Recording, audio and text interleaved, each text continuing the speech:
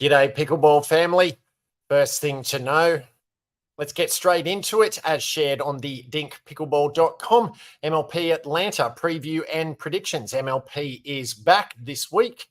Let's go through what's coming up. It feels like a year and a half since San Clemente, the last MLP event this year. It will be exactly 94 days from the Super Finals at San Clemente to the first day of MLP Atlanta. Instead of news about billionaires fighting over tours, people who have never played pickleball making six figures playing pickleball, and professional players strife, it'll be exciting to see real live Major League Pickleball. Rumours surrounding MLP Atlanta are that there may be some MLP 2024 signed players that are planning to boycott Atlanta.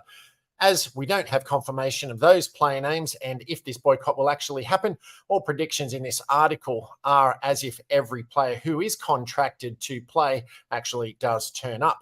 Let's look through the Premier level event predictions as we go into the group play. In Group A, we have the Bay Area Breakers, the Texas Ranchers, Orlando Squeeze, and Atlanta Bouncers. In the Bay Area Breakers, we have players Leah Jansen, Etta Wright, Rafa Hewitt, and Connor Garnett. Jansen and Wright should be a women's team that can dominate. They can play both sides, both of them, at an extremely high level, and they're both very good in mixed. Rafa is coming off of one of the craziest performances in recent history at PPA Cincinnati, and Connor Garnett is quickly establishing himself as a top guy.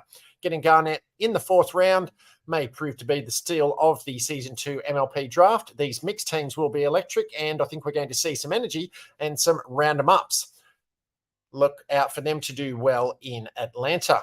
Moving next to the Texas Ranchers, consisting of players Dylan Frazier, Georgia Johnson, Lauren Stratman, and Travis Rettenmeyer. The versatility of this team: all four players can play both sides. Sure, there are preferred sides, but all players are super flexible. Rettenmeyer has been getting better and better throughout the last year, and no matter what event it is, he is a solid player with an extremely high floor. Dylan has some of the fastest hands in the game, if not the fastest. Georgia and Lauren both bring a really good soft game with some added power as well. I love Lauren driving and Georgia poaching off that in women's. The Orlando Squeeze, consisting of players Anna Bright, Andre Diescu, Zane Navratil, and Rachel Rohrbacher. I wonder who the X factor is here. Rohrbacher has less than 10 professional tournaments under her belt. It'll be interesting to see how much she has improved over the past 3 months since getting drafted. Zane and Andre make a very solid men's team. The question I have is, can Zane create enough offensive firepower from the right if that's the way they choose to play? Diescu is used to Rob Nunnery creating a ton of offensive from the right and then finishing up his leftovers. As Rohrbacher goes, so too does the Squeeze. Moving on to the Atlanta Bouncers, consisting of players Paris Todd, Simone Jardine, Pablo Tellez, and Hunter Johnson. The Bouncers have their work cut out for them. Paris and Simone are a good women's team. Yes, they have basically won everything on the APP tour, but this is a much higher level of competition. Pablo and Hunter are all right, but not spectacular compared to some of the other men's teams. I think Atlanta is going to struggle at home, but hope I'm wrong. I think it would be cool if they do well in their hometown. If they do, I will issue a mea culpa in my recap. Most interesting storylines and matchups. 15 of the 16 players in this group signed with the MLP. Stratman is the only PPA signee. Rumour had it she was not going to play, but since the merger, we hope we get to see her play. We know Bright had the largest say in signing Rohrbacher, when there were other more established players available. If Rachel holds up and plays decently well, Bright looks like a genius. If not, hopefully with some more time, Bright still made the right call. Having both Rafa and Pablo in the same group is going to make for some very interesting mixed and men's matchups. Because the lefties will play on the right side, they may be playing straight on against the other team's male and force the same for their female partner. We shall see who will prevail under those circumstances. Predictions: I think the Breakers have the best overall team, followed closely by the Ranchers. Final Group A prediction: number 1, the Breakers; number 2, the Ranchers; number 3, the Squeeze; and number 4, the Bouncers. Group B, which consists of the DC Pickleball team, the Chicago Slice Utah Black Diamonds, and Dallas Pickleball Club. The DC Pickleball team, consisting of players Riley Newman, Jackie Kawamoto, sister Jade Kawamoto, and Christian Olshon. Riley was one of the two big faces of the MLP signees during the signing frenzy. He's pretty obviously the second best male player in the world from a skill set perspective. He seems to be going through partners very quickly and shows visual frustration with partners at times. MLP relies heavily on team chemistry and energy. If Newman can figure out some chemistry with Christian, this team should be set. The Kawamotos are super consistent and still seem to be getting better somehow. Although this is a high-risk, high-reward team, I like their chances. Next up is the Chicago Slice, consisting of players Ben Johns, Jesse Irvine, Lacey Schneeman, and Eric Lang. Ben Johns is on this team. That almost guarantees 2 wins. So if the other mixed team or Jesse and Lacey can pull out a win, they will win matches. I love Lacey's offense on the left, and Jesse seems to be playing really well lately as compared to earlier in the year. Lang was an interesting choice with Tardio, DJ Young, and Brendan Long still available. I like their chances because of the GOAT. The next team is the Utah Black Diamonds, consisting of players Annalie Waters, Irina Tereshchenko, Thomas Wilson, and AJ Kohler. The female GOAT and the MLP GOAT are teamed up. That's a very solid women's team. Thomas Wilson and AJ Kohler are cousins and have great chemistry with each other. AJ is super inconsistent and could be very good or very bad. Interesting to see which mixed teams are formed throughout this. Annalie and Irina should win every women's match, just with Annalie alone. They are in a tough group, though. The Dallas Pickleball Club, consisting of players James Ignatowicz, Kelly Jo Smith, Elise Jones, and Jay DeVilliers. I can't believe I think James Ignatowicz and Jay DeVilliers may be the worst men's doubles team in this group. Jay hasn't had great results in 2023. Kelly and Elise are a very good team with awesome chemistry, but with the other women's team in the group, they are kind of okay as well. Maybe I'm wrong with the consistency of this group and positive energy will come through. Most interesting storylines and matchups. First and foremost, the top 3 players in the world are in this stacked group. In World Cup soccer, they would refer to this group as the group of death, as it seems like the most difficult to make it out of the group stage and into the playoffs.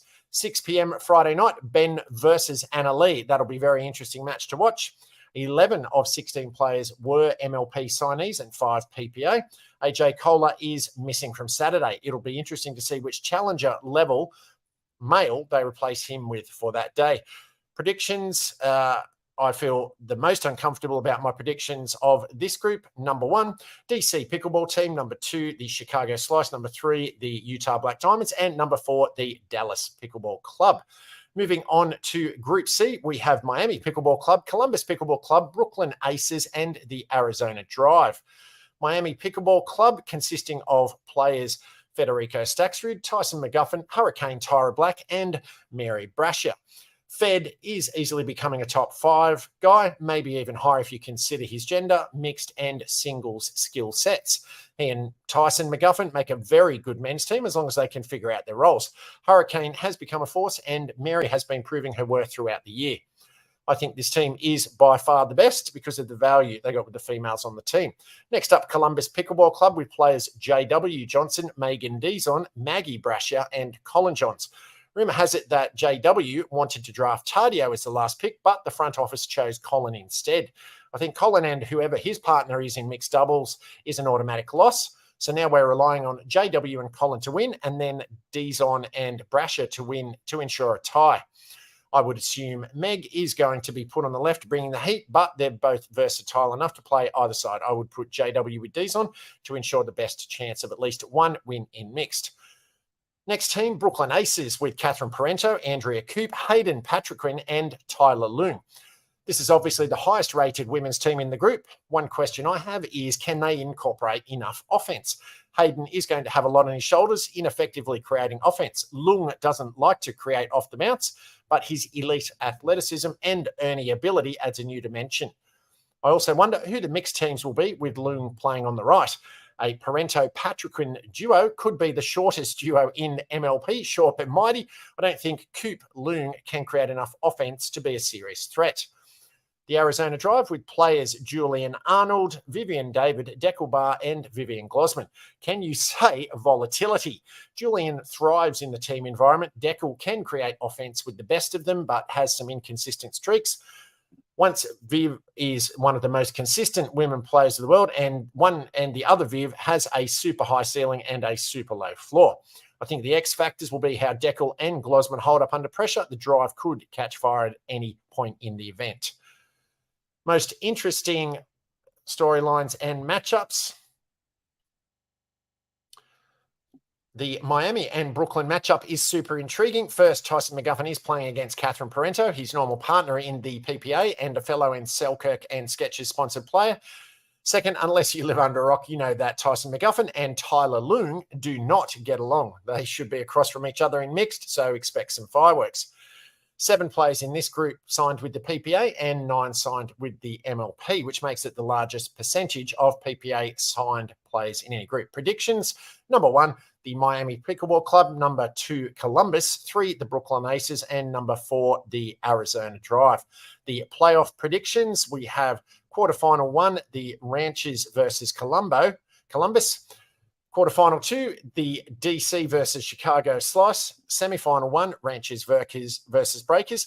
Semifinal 2, DC Pickleball versus Miami. And the final, Ranchers versus Miami.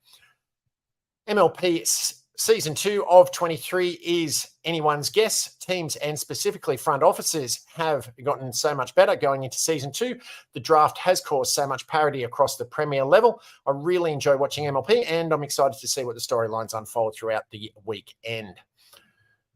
Moving on now, second thing to know, and if you're finding this helpful and informative, please be sure to dink that like button. As reported in the pickleballunion.com, a pickleball tournament on Orcas Island, Washington State, raises an amazing $13,000.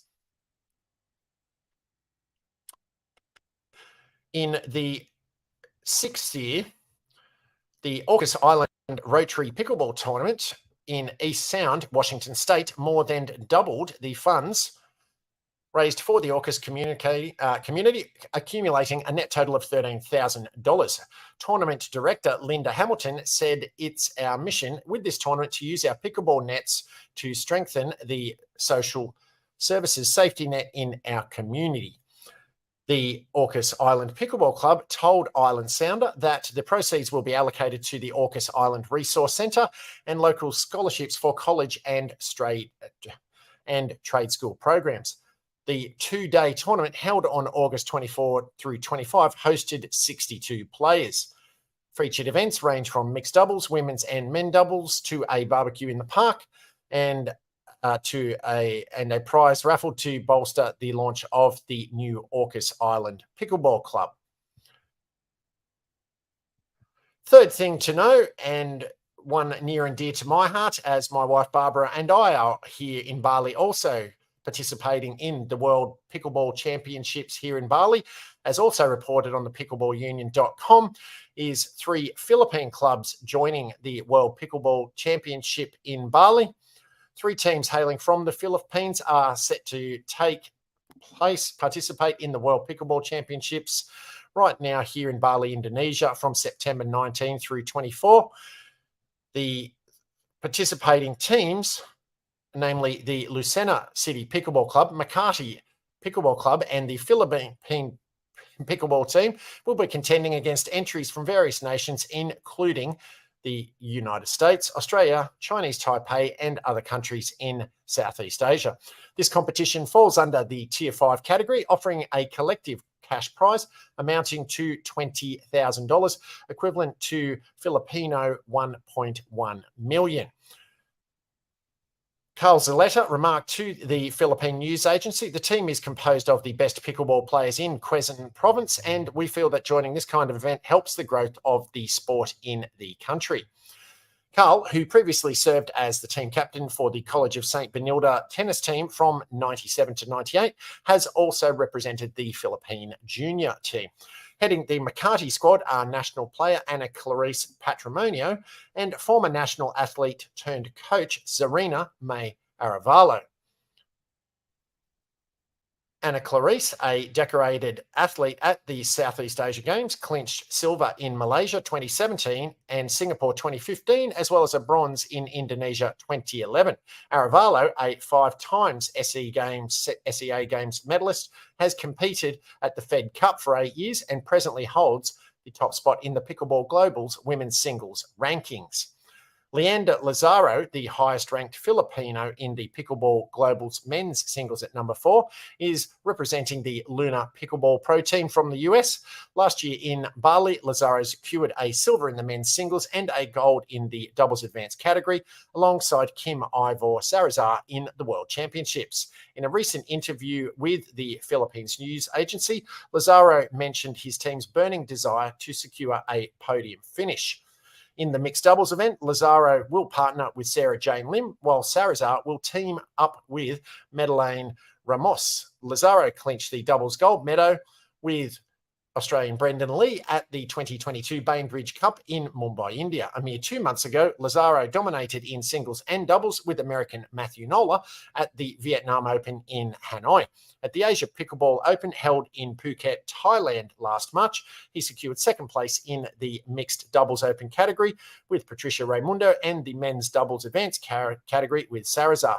Lazaro also claimed third position in the men's singles open category. Paddles up.